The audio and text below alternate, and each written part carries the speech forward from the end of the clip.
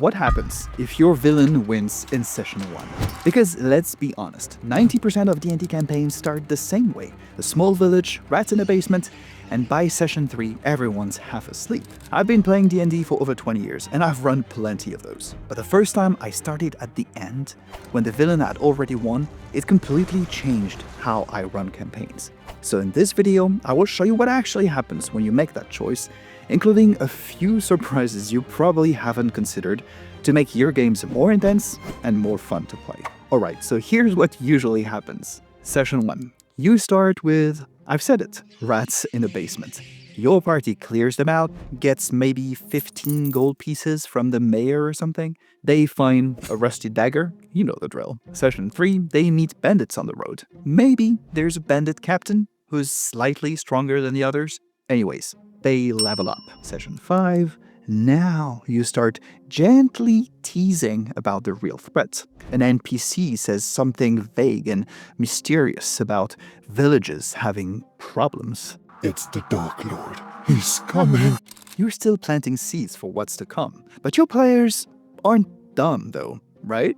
Even if they're not actively metagaming, they know this is the early game. They know the rats never really mattered, and they were just too weak to fight anything else. Same goes for the bandits. They're XP and gold, which is cool, but in the end, what they really are is appetizers. What they get before the campaign actually starts. They really hope their backstories will actually connect to something, hopefully soon. They've been through it before. They just wait for the stakes to kick in eventually, so they can start feeling that sweet epicness build up.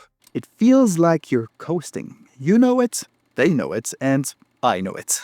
But now, flip it completely. You start the campaign after the villain already won. The epic, dreadful part isn't coming when they're level 5 or more. It's your first session. Maybe the kingdom fell 3 months ago, or a god died and clerics across the country felt it happen. Whatever your villain was trying to accomplish, it's done. They won.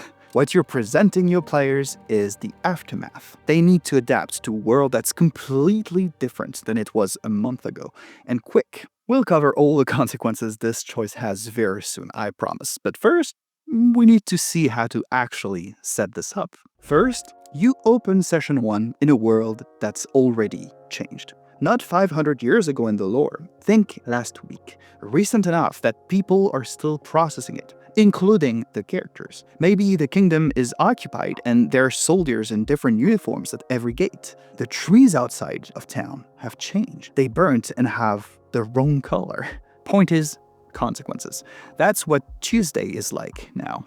They can see it and touch it in the first 10 minutes of session 1. Then you give players personal stakes immediately. Maybe their hometown was destroyed in the invasion. Maybe they got out or were traveling when it happened. It doesn't matter. Burned, occupied. Home is not home anymore. Everyone has or had a home, so it's very easy to imagine, and it makes you care real fast. You start with the characters dealing with loss or some other catastrophic problem right now. They'll either want what they lost back, want revenge, or they'll just want to understand what the hell happened and what they're supposed to do now. There's no single way to do it. It's not an excuse to railroad, but you get the point. And then you establish the villain as already powerful. Your players don't need to wonder if the BBEG is actually that big or that E.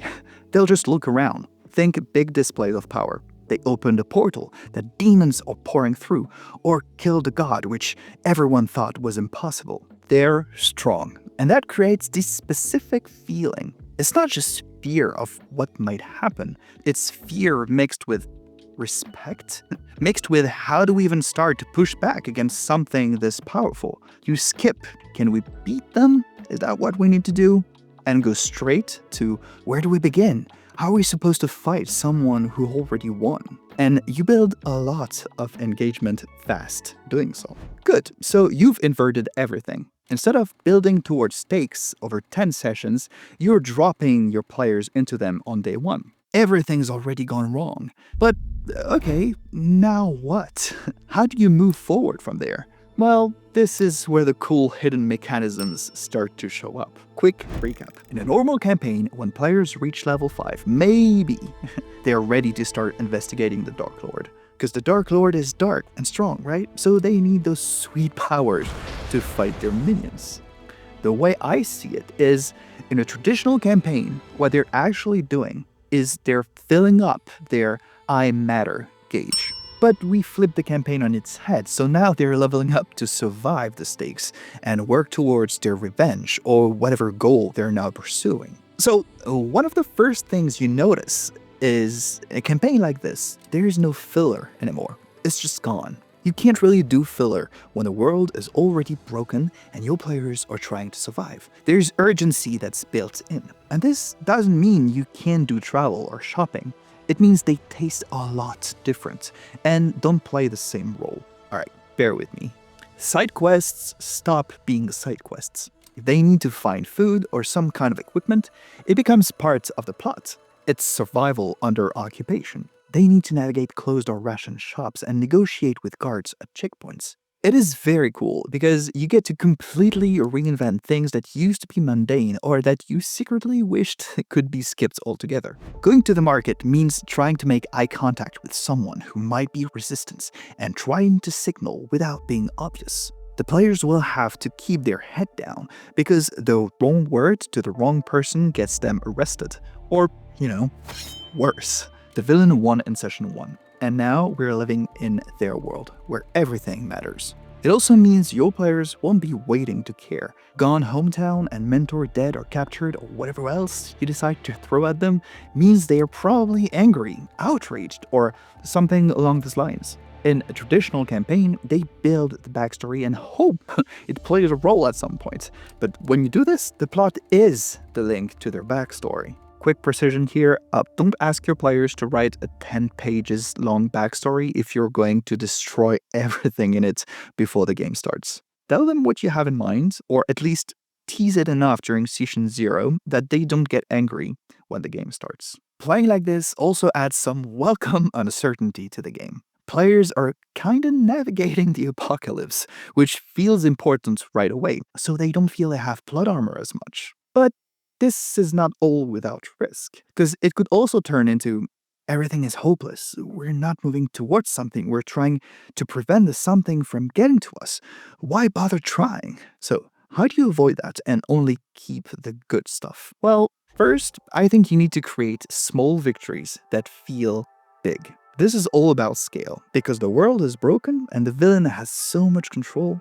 Smaller victories feel massive. Character depths just pops from nothingness because of this. It's really cool. For example, say the players rescue a prisoner from a work camp. In this world, that's not just one person, but proof that resistance is possible. That prisoner can give them valuable information, sure, but they also carry a very symbolic weight that would simply not exist in a regular campaign, because they shared something with the players before being rescued. If victory seems borderline impossible, the smallest win becomes proof that, well, no, it's not. Hope exists. Then let the villain's victory shape everything. Don't be subtle here, and always keep trying to find new ways to show that to the players. Couple rapid-fire examples. There are new laws and magic is restricted in certain areas. The old mayor who was friends with the family of the warrior is now collaborating. They see him dining with enemy officers. Reality feels unstable at times, sounds echo strangely. The villain's symbol has been carved into the old king statue in the town square. There are no good guys or bad guys anymore. It's complicated and messy and very fun to play in. Your players' decisions impact the world differently because they're not trying to prevent something from happening, but to tear down something you already established. And then you build toward the return. You could do the traditional level 1 to 20 grind thing, even though, let's be honest, most of the time, you don't get there. But this campaign isn't about reaching max level. Because the villain is so powerful, the final confrontation isn't gated behind a certain level threshold. Instead, if they want to triumph, the players will have to gather pieces, allies who are willing to fight, special weapons that can actually hurt the villain or their forces, and knowledge about their weaknesses. It's gonna be about fighting and winning small battles, rescuing people, and establishing safe houses.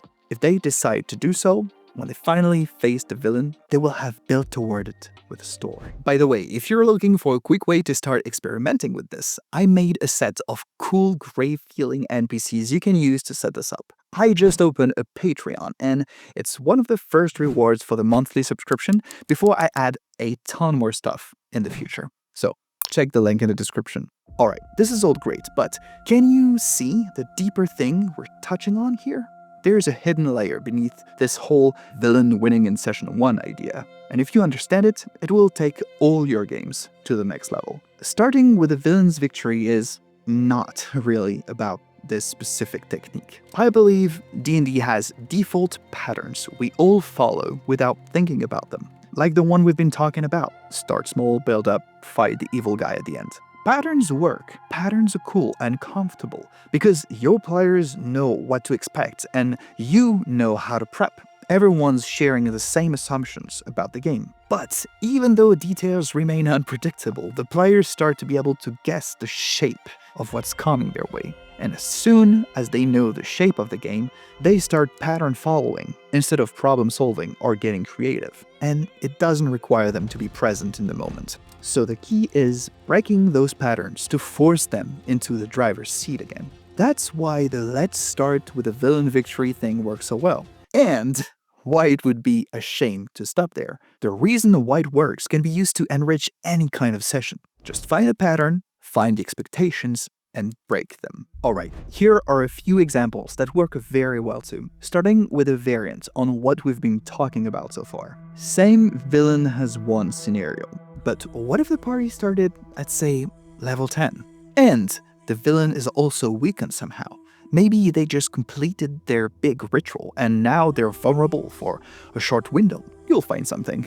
But the cool part is, now you've got two powerful forces racing to recover before they face each other. Or what if the kingdom wants to hire the villain? Maybe the villain is brutal, but thought to be effective, and the king thinks they're the only one who can handle an even worse threat that's coming. And the players have to choose sides, and there's no obvious right answer. You make them forget good versus evil, and introduce them to the incredible world of politics. Moral complexity, yay!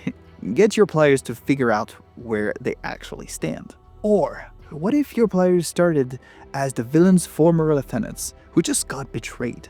They know the organization from the inside, as well as the villain's tactics and where the bodies are buried. But now they're being hunted by people who know exactly how they think and operate. If you do that, the hero's journey thing is far gone, and you replaced it with something else entirely. None of these are gimmicks, by the way. I'm not saying be random or be weird for the sake of being weird. These are intentional inversions. They force your players to engage differently because the familiar patterns don't apply. Alright, so here's how you apply this to your own campaigns. First, identify your DMing default patterns, what you're actually doing most of the time. You probably have one, even if it's unconscious.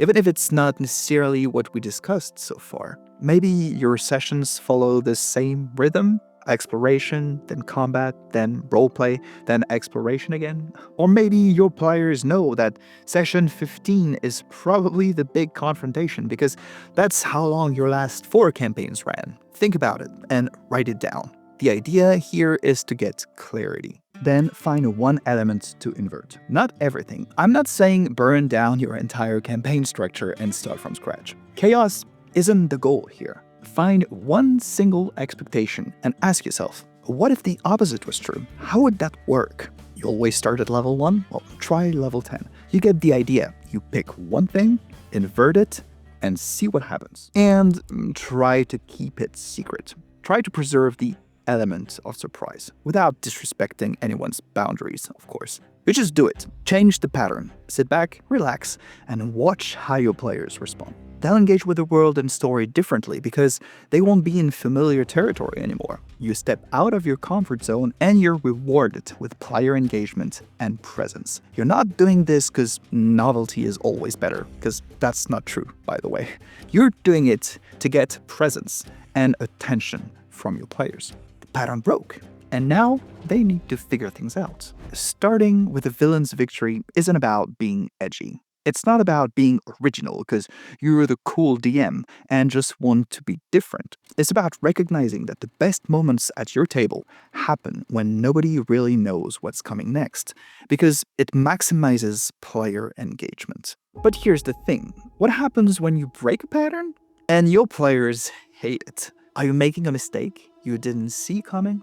I mean, D&D is a hard game to master, so maybe? Or maybe you're not realizing what you're doing is hurting the game on a deeper level.